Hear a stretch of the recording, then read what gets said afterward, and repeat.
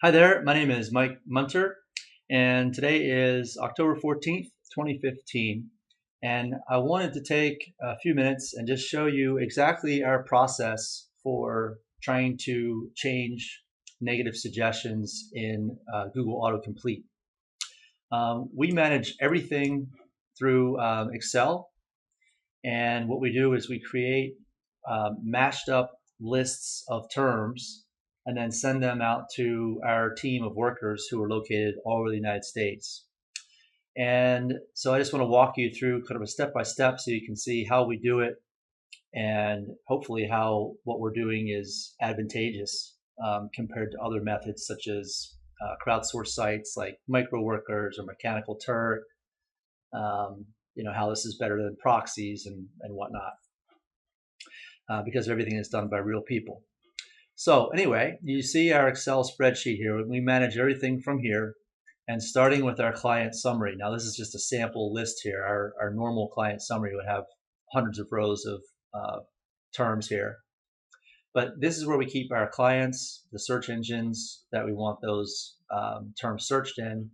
And then this right here is the actual list of search terms that we're trying to create positive search activity for. And then here's our quota.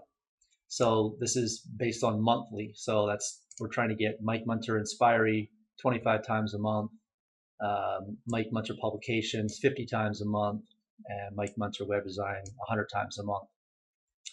And what we do then is we mash up these terms together with a list of throwaway terms at a 50-50 ratio. And the reason we do that is because when we send a sheet to one of our workers, we don't want to leave a footprint. We used to not have throwaway terms and we weren't getting the results that we expected. So now we add these throwaway terms in an attempt to really fool Google and make all the search activity look like it's natural and we're not leaving any kind of pattern that Google can track. So let's go over to our must search tab and I'll show you how we actually generate a list. So on this tab, this is what a worker actually will get. They receive the sheet with the instructions video, and you're welcome to look at that link there if you want.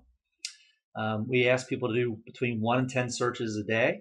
So sometimes they do 5, sometimes they do 7.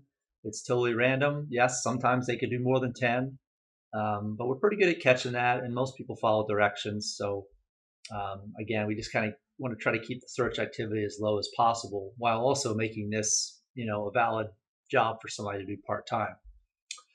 And then this second instruction we'll get into in just a second. So what we do here is the first thing we do is we do an import. And you can see that just brought in that brings in all of the search terms that we want. And it brings them in the quantity of times that we need for a particular list. So that's what this factor is over here. So basically, if we're looking for 25 times, it's a factor of 1. If we're looking for 100 times, it's a factor of 4.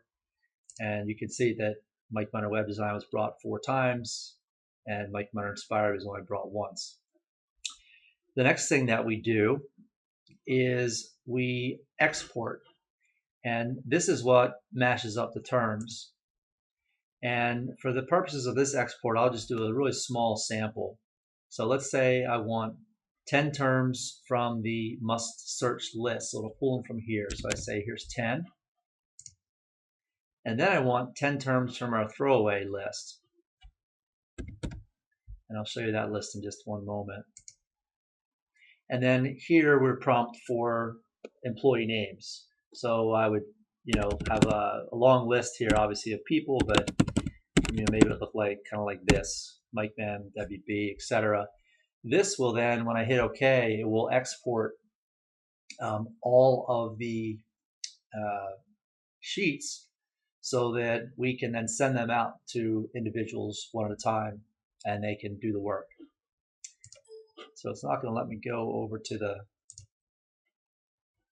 throwaway terms. So let's just show you those. So these throwaway terms here these are a list of random terms. This is a small sample.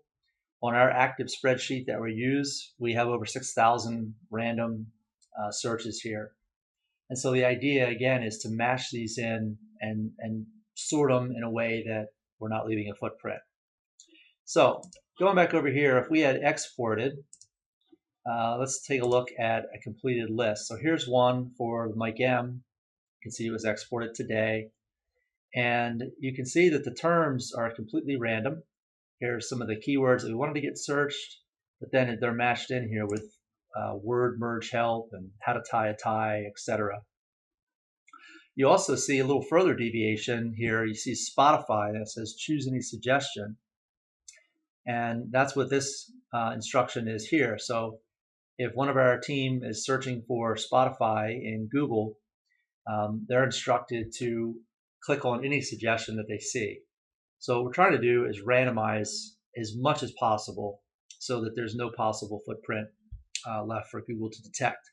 Now, having said that, Google's pretty smart. Algorithm's always changing and evolving, and that's why we can't guarantee a fix.